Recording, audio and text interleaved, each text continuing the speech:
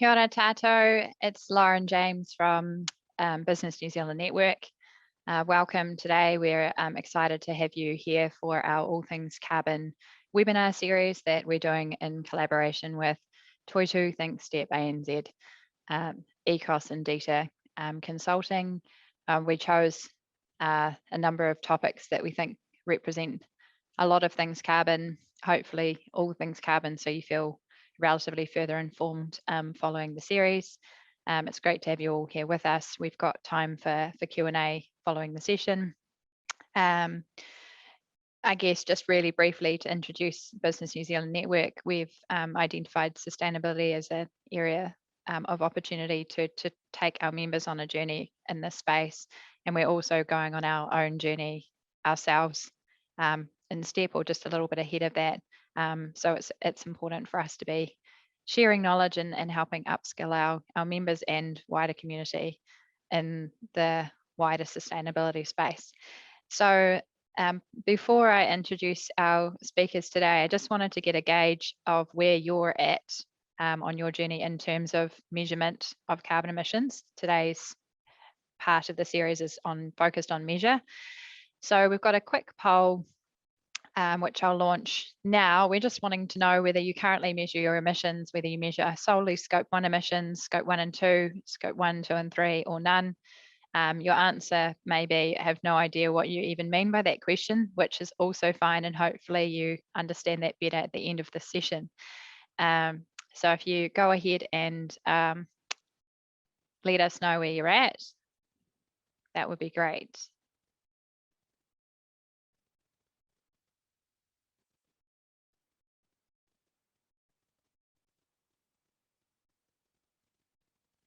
If you're just joining us, we have a poll on measuring carbon emissions.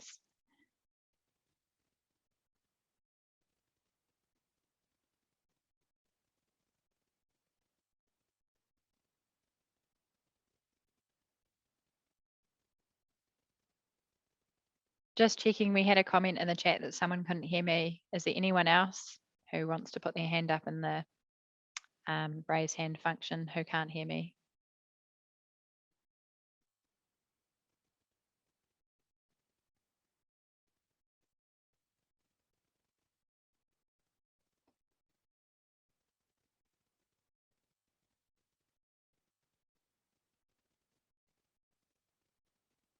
Looks like just one.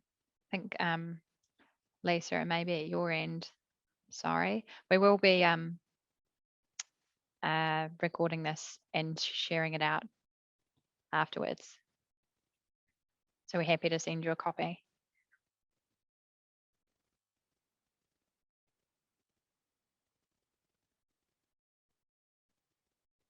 Okay, it looks like most people who wanted to say something have in terms of the poll. So I'm going to end the poll now.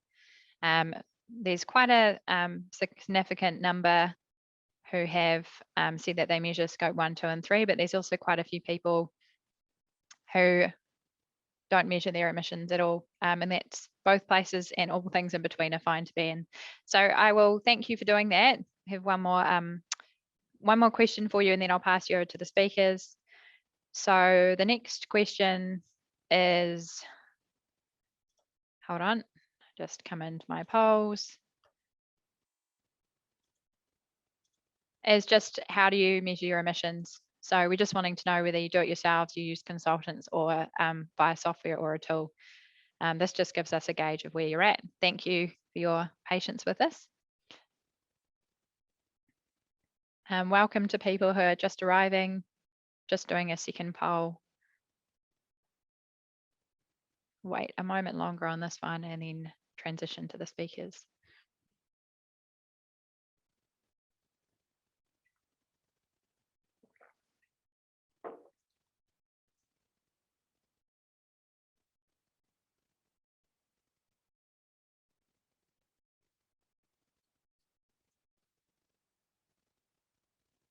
Cool.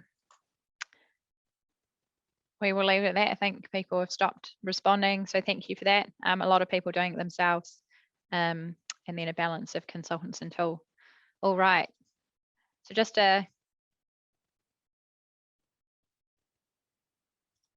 time to move into the talking part of things. So again, those of you who've just joined, kia ora tātou, welcome. I'm ljames from BusinessNZ Network, and I'd like to introduce to you our speakers today. Barbara Niebel, who is CEO of ThinkStep ANZ, and Ben Nistor, who is a Senior Technical and Commercial Account Manager for Toitu.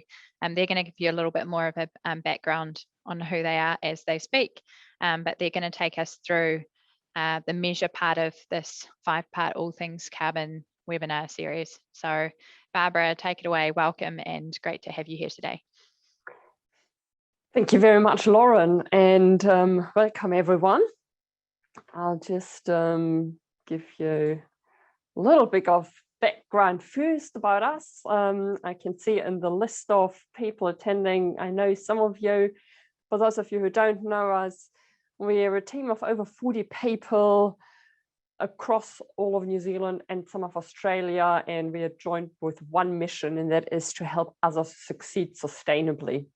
We do that with a whole range of things, not just carbon in the corporate side, but we also do product carbon footprinting. And instead of reading all of that, what we really do is seeing where the connections sit.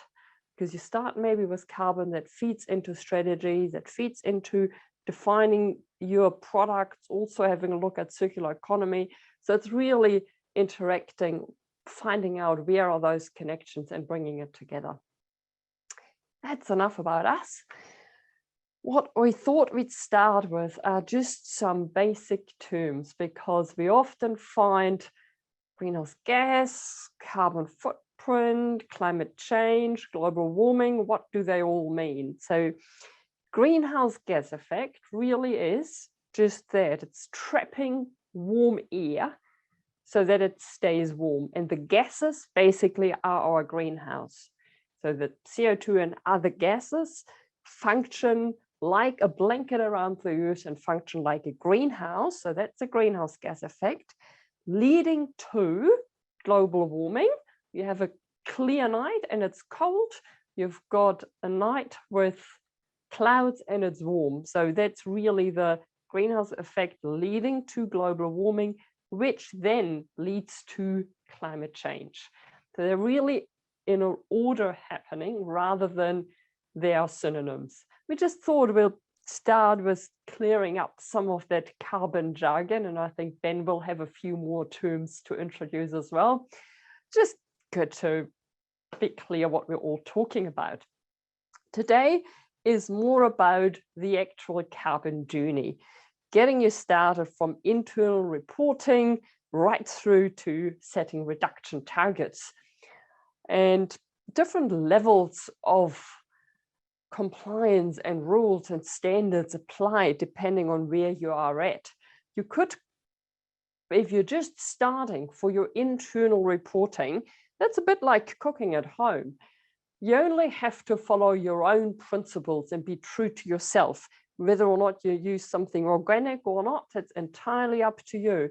You want to get some general guidance, but you don't have to share the results with anyone. You really just want to know for yourself where you're at and really be ready to take it to the next step, is to talk to a selected audience. You've got clients asking you for your carbon footprint. That means you probably have to rely on some standards, and that's like inviting friends over for a dinner. So that's like the next level up. So you've got your weekday meal cooking internally to selected audience. You're prepared to answer some questions because someone might be allergic to something. You need to know what is in the ingredients. That's like you need to know in carbon terms what is in your supply chain, your scope 3. So that is sharing details on a one-on-one if asked and you want to demonstrate best practice. Next level up again is you have an external audience and you don't know who it is. That's like running a restaurant. Someone might just come in or visit your website and want to see what is your carbon footprint. Or they might just order in a restaurant. They might just order and you don't know, have they allergies? So you have to be very transparent. Do you have nuts in the meal? Do you have gluten in there? And that's the same with your carbon footprint. It's all about being really transparent and following international guidelines.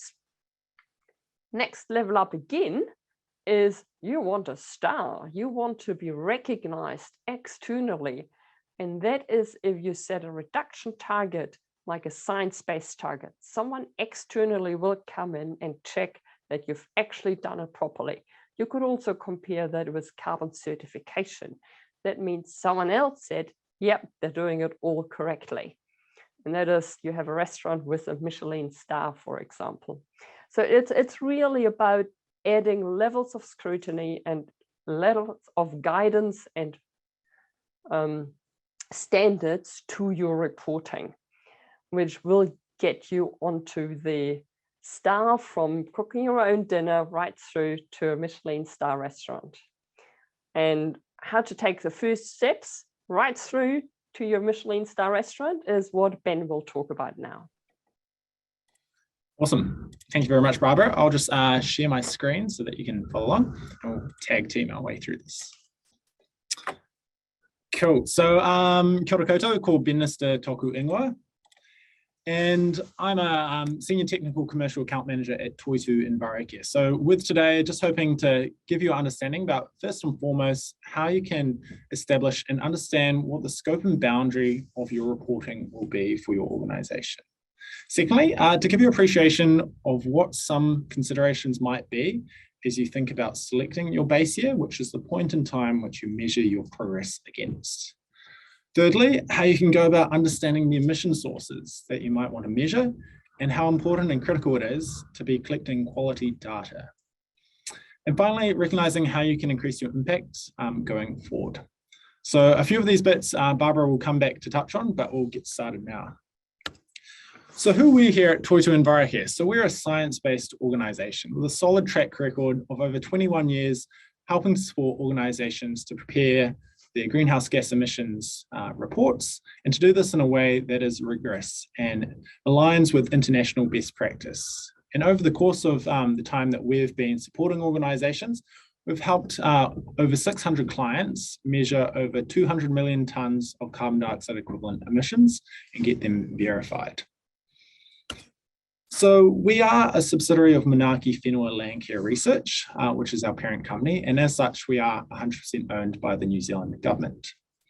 And one thing that really sets us aside is that we are accredited to the JASANS, Joint Accreditation Society of Australia and New Zealand.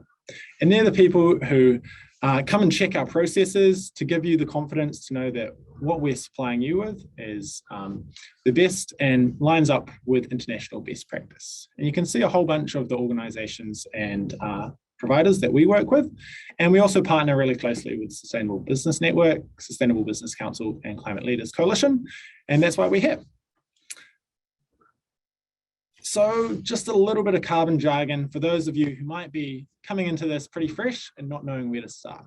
I'll just pick out a few of these to run past you. So first and foremost, scope and boundary. So that is trying to understand, what are we measuring? How far and how wide are we casting the net in terms of understanding your organization's greenhouse gas emissions? Secondly, inventory. So that's essentially the word we use for, this is where your greenhouse gas emissions are coming from, and these are the activities.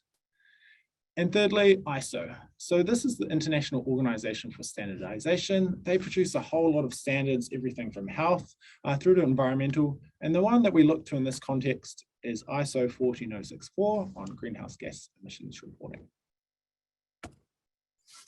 So these are the standards in terms of what they look like across the international kind of perspective. We've got the ISO standard here on the left-hand side on measurement and reporting of greenhouse gas emissions. In the middle, we've got the greenhouse gas protocol, which again sits very nicely alongside the ISO standard.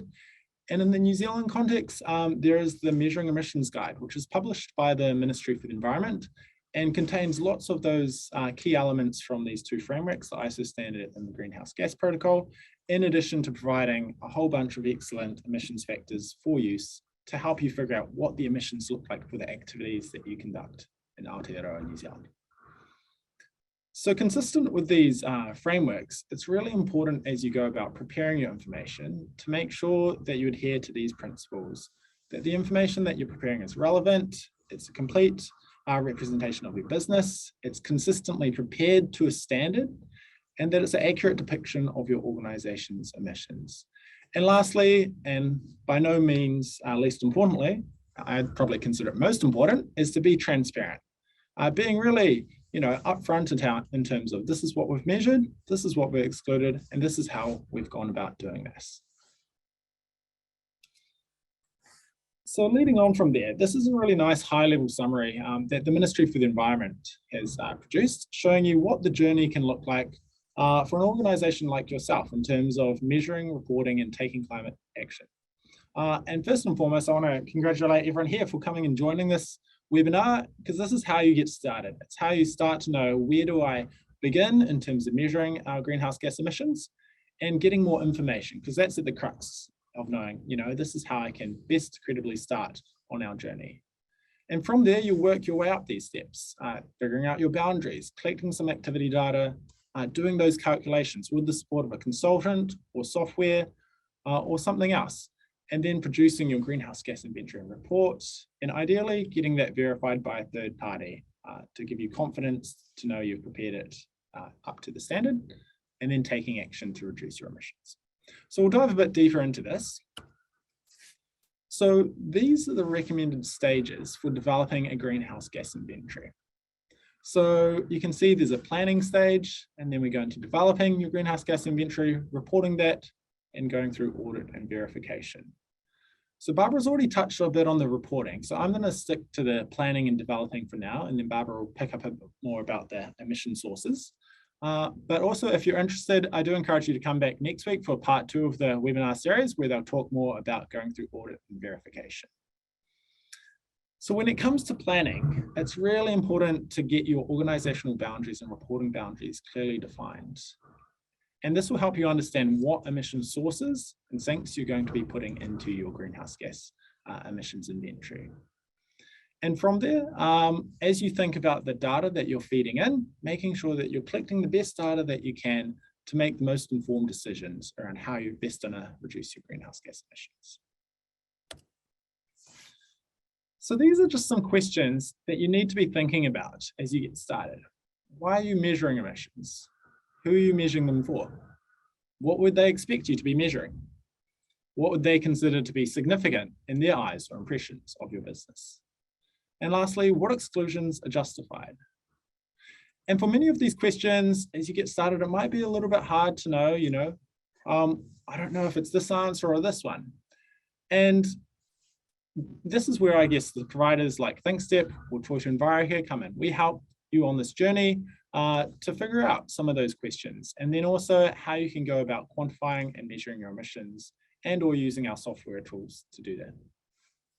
And this is really important because ultimately how you intend to use the information and who's using it will inform a lot of the design decisions for your greenhouse gas inventory.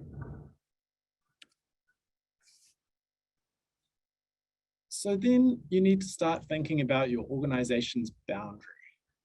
So with that, where we encourage people to start is to think about, what are the various parts of your organization? How will you define it in terms of legal consideration? Do you have any subsidiaries? Are there any joint ventures, and how will they be reflected in your organization? What are the physical sites that reflect your organization and how you conduct your activities? And from there, once you have a bit of an understanding about that, you can then look to understand, okay, we have a 50% holding in this entity, so we might look to measure and report on 50% of the emissions from that because it's a joint venture. Alternately, if you have full operational control over the decisions of that organization, then that means you're best placed to take action for the emissions coming from that organization, so you might choose to report on all of them. And from there, we can really clearly define what that boundary of your reporting inventory is going to be. And do recognize this may look different for different organizations, but we really encourage you to define this really clearly and to be very transparent in how you present that with your report. So looking at how this might be depicted. So in this example, we look at Plants Are Us Group. And what you can see in this figure is they've got a few different sites. They've got a retail store in Christchurch, one in Wellington, an online division, They also have a corporate head office, in addition to a nursery, which is only 50% owned by them. So at their Christchurch retail store, you can see they've identified they've got these different emission sources from some freight, some packaging, some electricity, some waste, some water. And then at the corporate level, they've also got business travel, flights, electricity too. So what you can see they've done here is they've started to map out, these are the different sites that we have, and these are just some of the emission sources that we think are coming from those entities. They've also made it clear what stake they have in the nursery, which you can see indicated on the right. So this really gives a clear indication of how they're going to go about measuring and reporting their emissions. And this is just a kind of starting point. What we'd encourage you to do is actually take this further. Go and do it for all of these different parts of your business. So that's how you can go about starting on defining your reporting boundary and structure. It's also really important as you get started is to understand what period you're going to be using to measure. And then accompanying that, understanding what's the base year. So with the measurement period, what is asked for under the standard is for you to be able to measure and report on a 12-month period. So just like you prepare your financial accounts for a 12-month basis, you can do the same for your carbon accounts. So you might wish to align this to your financial reporting, whether that's 1st of July through to 30 June, or whether you're using 1st of April through to 30th of March. Both are perfectly fine.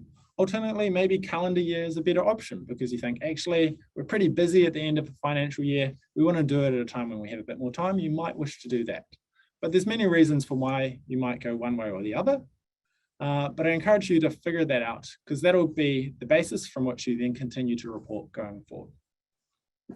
So once you've defined that 12-month period, it's then really important to think about what is the base year that you're going to choose. So as mentioned earlier, the base year is the point in time from which you measure your progress against. And this is really important because you really want to know where you've come from to figure out how far you have and how much you've achieved over the time. So as you think to choose a base year, we'd really encourage you to consider some of these things. How available is the data for that year? What is the quality of that data like? Is it a very valid year to make comparisons about going forward? And particularly for many organizations at the moment, understanding, how much did COVID affect you in that given year? Does it make sense to use that year if it wasn't a very reflective year of business as usual? Would it make more sense for you to use a year that was perhaps pre-COVID or maybe a year that's coming up, which will be more reflective of your organization's emissions going forward? So I'd really encourage you to dive into this and have a think about what that looks like to your organization. So this figure here just shows you what some of the sources of emissions are. And Barbara's going to come back and talk to you about these in more detail. But just at a high level, you can see there's a suite of different greenhouse gas emissions that are measured. Carbon dioxide, SF6, methane, nitrous oxide, and some refrigerants, HFCs and PFCs. And these are grouped around this terminology of scopes of emissions. And I'll leave this for Barbara to touch back on in more detail soon. So as you think about data, it's really important that you look to obtain the highest quality data that you can. So ideally, this is a bit of a hierarchy. Where we want you to be on the scale is right at the highest accuracy, but that's not always possible when you're getting started. Often you'll find there's gaps in your data, or you can't figure it out, or you don't know how you can measure that thing that happened in the past, given it's already happened and you didn't have any systems in place. So that's where it's actually okay to move down the scale. And maybe you have to start with limited data or assumptions data. And it kind of links back to this whole idea a bit like that Chinese proverb, which is, when was the best time to plant a tree? Yesterday. When's the next best time? Plant it today. The same goes for collecting data. When was the best time to collect the data? Probably last year, when you're having that base year, but actually we didn't do that. So when's the next best time? Why don't you set up your systems and processes today so that you can look to collect that data in a way that will give you confidence to be able to measure, manage, and take action. So across the scale, you might have to start with using assumptions to fill in gaps in your year. Maybe you didn't get very good data for November. but you have good data or okay data for the rest of the year. So you can use the assumption that November's going to be, on average, much like the other months of the year. So you take an average of them to fill in that gap, and that is fine. But in future years, you'll be wanting to make sure you're getting data collected for each of those months, for each of those emission sources. So talking to this a bit more on a very small part of your inventory, let's say in terms of your vehicle use, you might think, oh, well, looking at our financial accounts, we've got really good dollars spend information. So we're going to use the dollars of fuel purchased. But you'll probably know as well as I do that the cost of fuel has been moving up and down pretty wildly. And depending on how much you paid for the fuel, will actually determine how much fuel you are actually using. So then another source of data you might think about using is, oh, we've got odometer readings, maybe we'll use that. And that might actually give you quite a different estimate of emissions in terms of the kilometers traveled based on what size the car is. But what would give you the best representation of your emissions would be actually collecting information around the liters of fuel that you've purchased and burned. And that'll be most reflective of the greenhouse gas emissions. So this is just one example of how you can move up the hierarchy by looking to collect data that is the most pertinent to the greenhouse gas emissions that are being produced, and it requires the least amount of assumptions. So there are specific kind of data units which you'll be looking to obtain where possible for emission sources, and it's always good to strive for them where you can. And again, much like I said earlier, there may be a need for you to fill in gaps to make sure you're getting complete representation, or to translate between different units, but that's all part of collecting this data, and that's where having a provider to work with to help you figure those things out can be really helpful. So as you collect your data, it's really important to make sure that you're maximizing the ability to manage and influence your emissions to track your success. So make regular sense checks, run it past a colleague, run it past a friend to see, actually, does this make sense what I've done here? And also regularly check in. You may have been on this journey for a while. Maybe it's worth going back and checking, actually, have we got the right systems in place? Are there areas that we can look to improve to collect better data? Or how can we make sure that we've got complete confidence that we're collecting all the data that occurs for that activity? And this will really make sure that you're getting data that can inform your decisions. So if you were relying, say, on an assumption of maybe waste per employee based off some government publication, if you're relying on assumption of just the number of employees to inform that, it's very difficult to control that without reducing the number of employees. Whereas if you're actually collecting data about how much waste your organization was sending to landfill, then you're much better equipped to take action on that and reap the benefits of reducing your waste, because that's a much better depiction of the emissions from that emission source. So lastly, I'll just touch on how you can increase your impact. So if you're getting started, I really encourage you to just get on this wagon and get moving. And there's some really great places you can start, whether that's using the Sustainable Business Network's Climate Action Toolbox. Toitu, we also have a program called Toitu Carbon Assess for small to medium enterprises.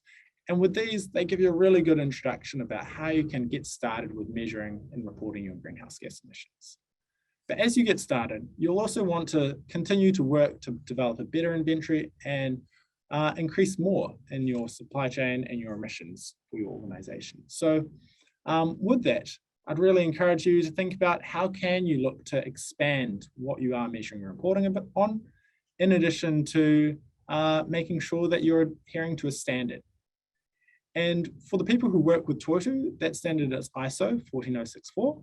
And with that, organizations are first and foremost obtaining verification, so confirmation that what they've prepared is an accurate representation of their greenhouse gas emissions, in addition to certification, so recognizing that they have set emission reduction targets and that they're on track to achieving them.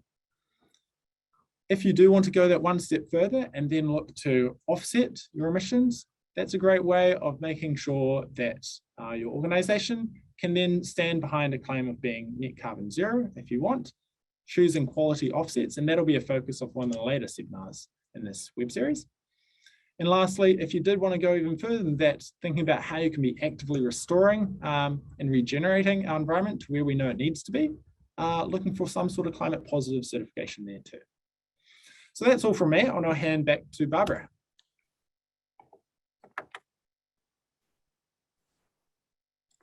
Thank you, Ben. And I will now be talking a little bit more about the details of some of those carbon emissions. Where do they come from? And first of all, Ben already mentioned that there is a range of different gases, and just for background, we can actually calculate them all into the one number. So we take how much carbon dioxide you have, how much methane you have, but they have different effects on global warming. So methane is a lot stronger. So if you have 28 kilograms of carbon dioxide, that would be about the same as 1 kilogram of methane. And that is why we turn those into the global warming potential, just as a little bit more of carbon jargon, so that you know where that terminology comes from. Those gases have different strengths, and therefore we bring them together into carbon dioxide equivalents. Those different gases are relevant for different sectors. So carbon dioxide, if you use a lot of fossil fuels, then you'd have a lot of carbon dioxide. If you do livestock farming, you'd have a lot of methane. If you generally do agriculture, then there is also nitrous oxide from use of fertilizers and what happens out in the paddocks. If you were using a lot of refrigerators or have to top up your aircon all the time, then you'd have to look for hydrofluorocarbons, and they will be relevant. Depending on what industry in, you do have other gases that you need to look out for. That is just to give you a little bit of guidance on what to look for, why are these different gases actually relevant. There are a number of different standards. So Ben already mentioned the Greenhouse Gas Protocol, which we have here on the left, and we have the ISO standard, which we have on the right. They are very similar, really, and almost just looking at the cover of those two gives you the difference. The Greenhouse Gas Protocol is more colorful and has examples and more guidance, where the ISO standard is just that. It's an ISO standard and fairly heavy reading. The advantage of the Greenhouse Gas Protocol is that it's actually free. So it's not only easier to understand, it's also free to download. Content-wise, the two are marginally different. So I would say if you read the Greenhouse Gas Protocol, you're really well set up, and you'd cover almost everything that the ISO standard actually asks you for. There is a bit of difference in terminology in the two, which can potentially be confusing, but the most widely used terminology actually comes from the Greenhouse Gas Protocol, and that is your greenhouse gases related into Scope 1, Scope 2, and Scope 3 emissions. Under Scope 3, and we'll come to that in a moment, the Greenhouse Gas Protocol differentiates into 15 different categories. We don't expect you to remember those all, but we'll touch just on some in a moment. The ISO standard wants you to cover all the same emissions. They just call them into different groups, and they call those categories. So that is where it is a bit confusing. But if you just step away from the, well, which category is it in, all the gases that are relevant and have a material contribution to your footprint need to be considered, whether you're following Greenhouse Gas Protocol or the ISO standard. So that's where they actually are the same. That's just a little bit of a comparison of the two.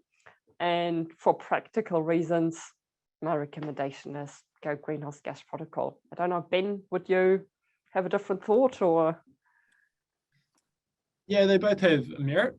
I guess the advantage, I guess just being devil's advocate here, for the ISO standard, it comes with the audit standard that sits alongside it. So if you are seeking that independent third-party verification and audit service, one exists for the ISO standard, whereas one doesn't naturally exist for the greenhouse gas protocol. Yeah, that's probably the one key difference between the two. Thank you. So looking at your baseline carbon inventory, so your scope 1, that's your direct emissions. You buy fuel, you burn it, that's your own emission. That's pretty much what scope 1 emissions are. You own a refrigerator, you buy top up for this, those are because you had some leakage, those are your direct emissions. You own them, they're scope 1. Scope 2 is if you buy electricity or if you buy steam. So someone else provides you with the energy, someone else burns fossil fuels or has some other related emissions, and you purchase the electricity, that is your scope 2 emission. That's the easiest one to deal with because you basically just need to look at your electricity invoices. And there is standard emission factors for electricity in New Zealand. So that's your scope 1 and 2. They both are fairly straightforward. Scope 3 is where it becomes a little bit more challenging because there are so many potential sources of emissions. So if we buy, say, paper for our office, someone else has produced that paper and they had the emissions creating the paper. So you go, well, why do I have to then count for that? Isn't it someone else's scope 1 and 2 emissions? Yep, that's right. It might even be someone else's scope 3 emissions. If I fly to Auckland next week, well, I won't, I'll drive in an EV, but if I flew to Auckland next week, that flight would be my scope 3 emissions. But burning that fuel would also be the airline's emissions. So is that double counting? And if it was about counting, then yes. But creating your own carbon footprint, including all those scope 3 emissions, is not about ending up with one big, complete, correct footprint for the country or the full supply chain. It is about identifying where do you have influence to reduce emissions. And you do have an influence in reducing the emissions related to all those categories.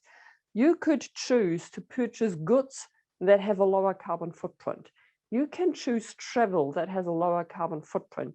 You can encourage your employees to carpool, or you could encourage hybrid working. Even a week from home will have a lower carbon footprint on commuting. You could choose to invest in low carbon initiatives. So you have a lot of potential to influence those scope 3 emissions. And the best way to really explain it is, I think, to say you own those emissions jointly with your supply chain partners. They're your emissions and they are their emissions too. And only by collaborating, you can actually bring them down. And we collectively have an opportunity to bring them down. So it's not I own them or you own them. It's actually joint ownership of those emissions. And only if you both have an interest in bringing them down, that is when we can really facilitate change. And a quite interesting one is here, the use of sold goods. If you were, say, manufacturing equipment that uses electricity when your clients are using the thing, the gadget, then that use of electricity is actually still your scope 3 emission, because you could choose to create and produce a very energy efficient appliance, say, or you could say, well, it's a bit cheaper if I just produce something and I don't care how much energy it uses. Well, you might lose some market share over it, but also you really have very high scope 3 emissions for used of sold goods if you don't make that gadget or appliance very energy efficient. And that is why that is a really key scope 3 emission category. I'm working hard on reducing that, helping one of the retailers here in New Zealand, because I bought a heater and the default setting of that heater is 25 degrees. I do need my office to be 25 degrees warm. So every time I switch on that heater, I have to go down to 20. So I've rang up the retailer and said, hey, can't you talk with your supplier to change the default setting to 20 degrees? And so that'll help your scope 3 carbon footprint, because they're selling me a heater that is not very energy efficient if used as a default setting. So it's really having that responsibility further down the supply chain. This one here was put together by the Greenhouse Gas Protocol a little while ago to give you a bit of an idea on, depending in which industry you are, what scope 3 categories really are relevant for you. So if you, for example, are in the healthcare sector, then about 50% of your scope 3 emissions would be sitting in purchased goods and services. If you were in the construction industry or materials manufacturer, then 44%, just about half, would sit in your scope 1 or 2, depending if you're primary construction, if you're primary materials. So it gives you a little bit of an idea what to focus on. And you can see that the purchased goods and services are quite relevant for almost all industries. That is really just a high level indication, but it shows that where you can start focusing on. Now, if you do find out purchased goods and services are very relevant for you, what can you do about it? Where do you start? So it is all the materials that you buy. It is your office furniture. It is even accounting services. It is IT support. If you were a software business or would provide internet services, that is a very significant scope 3 contribution, because servers do need a lot of energy, and therefore internet services have quite a high carbon footprint. So where you'd find the data is from your suppliers, but also from specific databases. But the best is always to go back to your supplier and ask, because that again encourages them to work out what it is and to reduce. We just had quite a strict timeline to work out our carbon footprint, because one of our clients wants to include it in their portfolio. Will be tiny. Our footprint won't contribute much, but they wanted our particular footprint to include in their emissions inventory. We only could say, yep, happy to do that. So those are just some of the examples of primary data sources, and I've listed some sectors here. It's basically all the sectors where that is relevant. Upstream transportation and distribution, again, that would be relevant for most, specifically if you are manufacturing goods and services, if you are in retail, if you were in the food and beverage industry, then transport plays quite an important role. And best is to use the actual distance traveled. Again, if you can get carrier specific information, then use that. But also in the MFE guidance that Ben mentioned before, there are quite a lot of emission factors that can be used for transport. That's a really, really useful source to go to. But estimating the travel distance and the mode of travel is quite important. Is it truck? Is it sea freight? Is it air freight? I think my last example would be waste. And there you'd need to work out, if you can, what happens to the waste. Does it go into landfill? Will it go into recycling? Does it go into incineration? Probably not so much here. But those are the things that you need to start think about. And if you can, provide guidance on your products, what can people do with them afterwards? Or what can they do with the packaging? Because that way you can influence again, how can it be disposed of? Our last one, employee commuting. Best is really just to do an employee survey to find out. And then again, you use some of the factors provided by MFE in their guidance document. Most important though, is to just get started. If you're determined to make it happen, then you'll end up having a good inventory, and then you can follow through those different steps that Ben had in his slides, from measuring right through to getting it third-party verified, right through to being certified. Or if you want to come back to the analogy of the diet, start with an in-house cooked meal just for yourself, right through to opening a restaurant where you're up for third-party scrutiny, right up to your Michelin star, where you actually get certified and can talk about it, about your achievements when you, for example, also set a science-based target. So get started is the most important. And that's it from me. I think we do have time for questions, and I'll leave that one up because we are going to continue the series, and Lauren will talk a little bit more about that.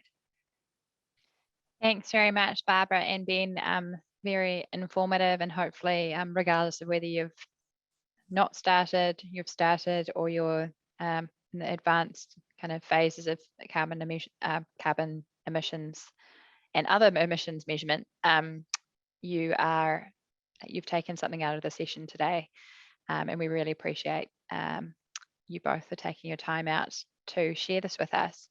So just checking if anyone does have any questions. It's quite a long list of attendees. If you'd like to raise your hand, then I can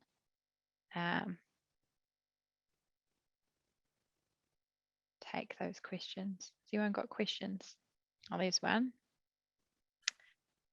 Tim is the first one I've seen, so. Hi, yeah, Tim here, Hi, thank Tim. you. Can you just tell us what organisation you're from? Absolutely, I'm from Certified Energy, and we provide a market for energy certificates. I was just interested whether you would advise people not to make public claims in advance of being certified, or can people, make certain public statements in advance of that?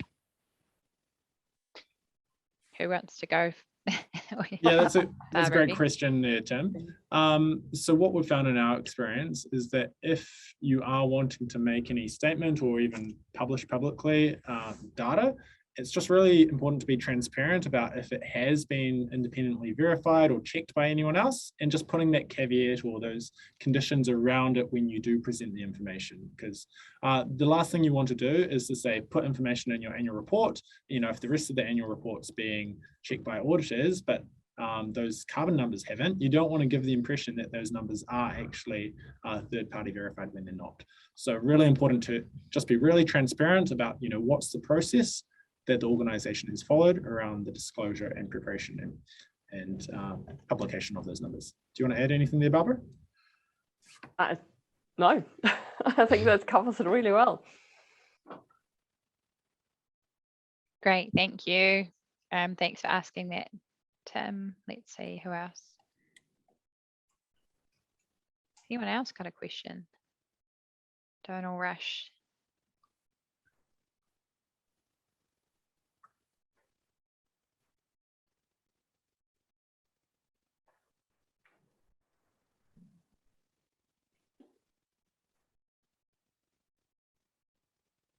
Here we go. Is that you again, Tim? It is, sorry. That's all right. I guess when you ask a party to supply information about their greenhouse gas inventory or emissions, are you finding through experience that companies that do that and have that information have like a competitive advantage over their competitors who do not? Because to me, that incentivizes all of us to do a better job. That there is actually tangible value being derived from this, from companies. I think I don't know if it would make the decision whether to go with one product or one company or another. I haven't got any anecdotal evidence for that. But what I have found is that a lot of our clients are asking us to help answer RFP questions. So it might be the ticket to the game. So that RFPs really often are asking, what are you doing in terms of carbon? Do you have your carbon numbers? And can you provide them? And I think it is more they having a coherent story of where you are at on the journey, rather than actually having the number, which will give you that competitive advantage.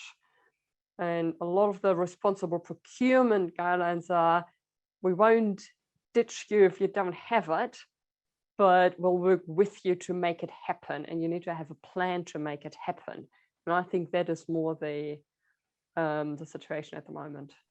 I think building on what Barbara has shared there, based on my experience working with a number of our clients, particularly those which have quite complex footprints, if there is a provider who can provide a solution which streamlines the gathering of the data and presents it in a way that is easy for them to use, absolutely, they are kind of open to moving or shifting to have that business as their primary provider of data. So I guess I think of, say, in the waste space, if you can provide information around how much waste you're actually taking from their organization and they can get that data back, then they may look to consolidate and just use that one provider who can provide that report. Or likewise for air travel or flight, if there's an organization that can present the information around their travel activities, which is in a way that's really meaningful to them, then they may look to move to using them as preferred provider. So I think there is examples of organizations looking to partner with organizations that get it and can help supply that information in a way that's easy for them to then use. Great, thanks, Ben. I can say Nick has sent a question in the chat box that says, will we see carbon trading being integrated with emission reductions? I think carbon trading and reduction are slightly separate. I think both help to overall bring emissions down, but carbon trading is really more on the sort of ETS level, whereas reductions are business by business. Yeah, and just to demystify the acronym there, the ETS, if you don't know, is emissions trading scheme. Thanks for that question, Nick. Have we got any other questions from the group?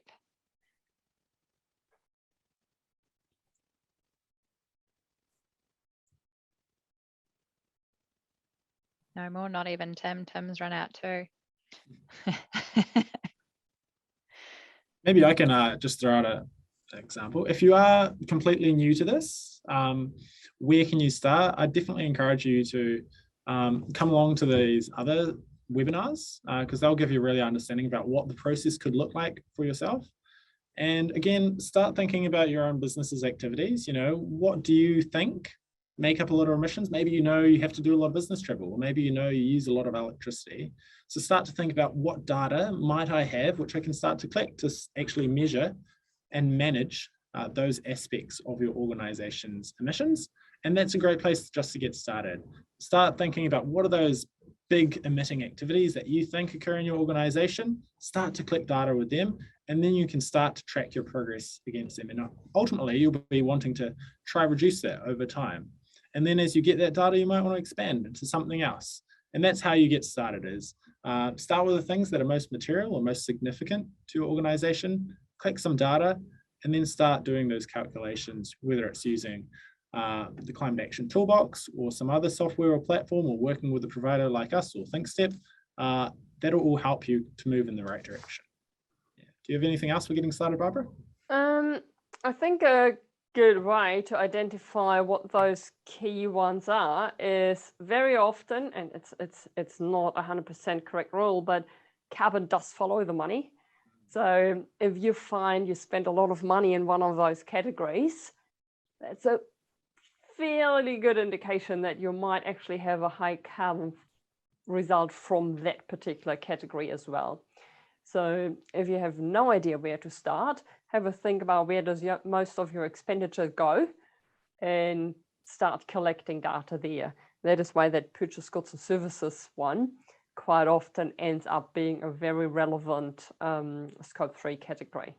So just on that, a question for both of you. I mean, how do you see, let's just try and focus on the lens of measuring emissions, but I guess you can broaden out as well.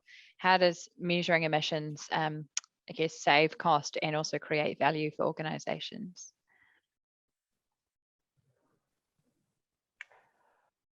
I think the save cost can be direct, as in you have less energy, you have to pay for less energy, therefore save cost. That's a fairly obvious one. You buy less stuff, you save money. But also, I think there is the broader view. If you, at the moment, want to keep staff, they're mostly very engaged and want to work in a company that aligns with the values. And there is a lot of cost in recruitment. And so if you, for example, get on the journey in a credible way and can communicate to your staff that that is what you're doing, you might save a lot in terms of recruitment or talent attraction. So there are those slightly indirect but very significant savings as well for businesses who get started with the carbon, but also broader sustainability journey. Carbon, bear in mind, is just one of the topics as well. And just before we move to Ben, you also in your circle or your wheel that you started with, also do like product footprinting and things. So I imagine that also kind of creates, I guess, consumer value and perception through the claim and branding attached to that. Do you want to take your talking stick turn, Ben, and respond to that question? Yeah, no, I think I totally agree with what Barbara's shared already. There's immense value in kind of doing this, not only in terms of the direct emission savings and the costs associated with that, but like she said, you know, what it means to your organization to be talking to its purpose and how you're collectively playing a role towards this bigger thing than just your own organization, being part of a collective. And as more organizations, particularly large organizations or even government entities, start to require you to supply this information in order to be a provider or supplier of choice, if you're not starting to think about it now, you don't want to be getting left behind or missing out on those contracts. So definitely encourage you to start on the journey. It's okay if you're still like early days. The main thing is that you're on the journey, that you can demonstrate what you're doing and how you're going to be achieving that and looking to expand in future. Much better than being caught out being like, oh, we don't have anything, we can't help you there. That's not a good look. So the more you can get started now, the better place you'll be to communicate that story to your stakeholders and hopefully win those contracts too.